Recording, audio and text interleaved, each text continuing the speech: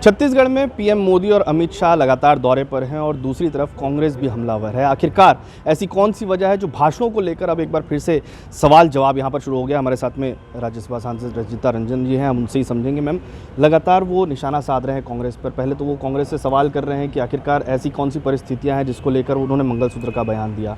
उसके बाद उन्होंने कहा कि कांग्रेस लगातार एक्टिव नहीं है। आखिर ये बयानों का मकसद क्या है? देखिए, बयानों के मकसद से ही पता चल रहा है कि भाजपा बौखलाई हुई है। पहला फेज़ का जो रिज़ल्ट उनको समझ में आ रहा है, उससे भाजपा बहुत घबराई हुई है।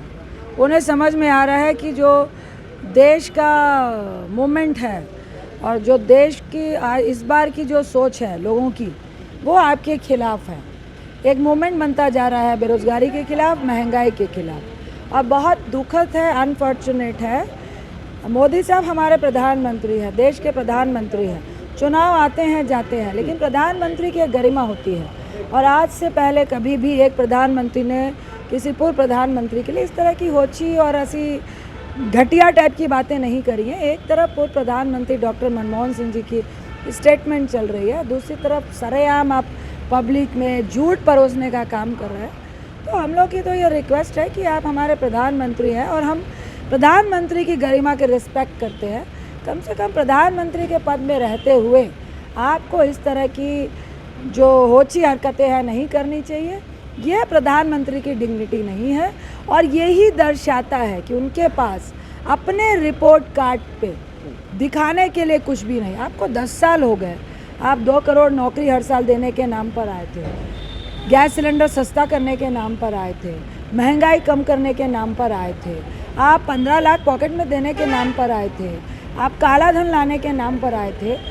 कौन सा ऐसा काम है जो आप पब्लिक में आम सभा में खड़े होकर बोल सकते हैं? हम लोग दावा करते हैं कि मोदी साहब जो भारतीय जुमला पार्टी के सरताज हैं, क्या पब्लिक में जाके अपना रिपोर्ट कार्ड दिखाएंगे? क्या उनको हिम्मत है कि युवा से पूछ पाएँ कि मैंने 2 करोड़ नौकरी कही थी, साल में कम से कम 1 लाख युवाओं को भी नौकरी दे पाए हैं क्या? ये किसी युवा से पूछ पाएंगे क्या कि भाई तुमको नौकरी मिली क्या, मैंने दी थी क्या? क्या ये पूछने की हिम्मत है क्या?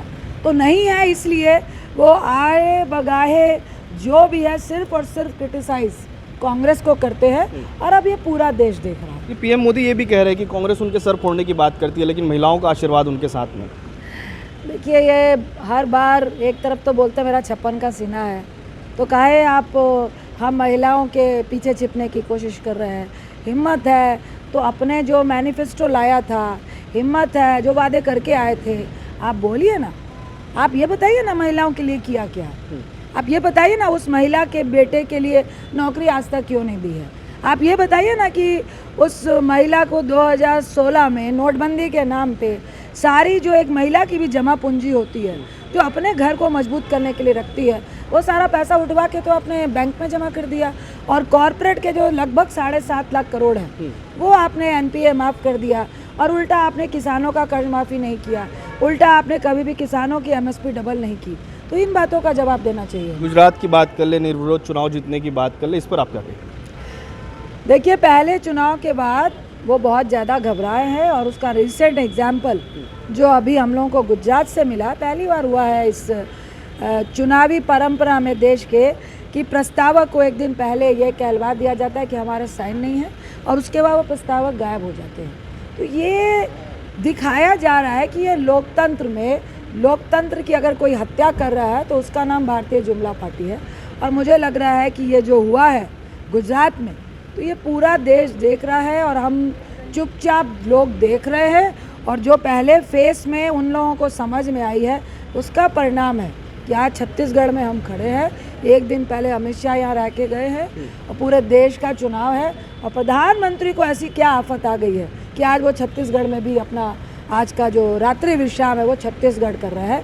तो यही एग्जाम्पल है कि उनको डर बैठ चुका है कि वो 150 के भीतर इस चुनाव में सिमटने वाले। ऐसी क्या परिस्थितियां मैम कि कांग्रेस के प्रस्तावक जो है वो चले जाते हैं?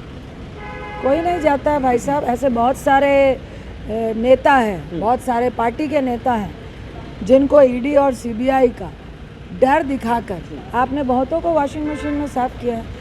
ये आज की तारीख में लोकतंत्र के नाम पे भाजपा राजतंत्र चला रही है और डरने वाला डर जाता है। आपने देखा होगा पिछले चुनाव में लगभग 150 सांसदों को सदन के बाहर का रास्ता दिखाया था एक साथ, जो आज तक के इतिहास में कभी नहीं हुआ। और उसके बाद मेजर बिल बिना विपक्ष के पास कराए गए थे।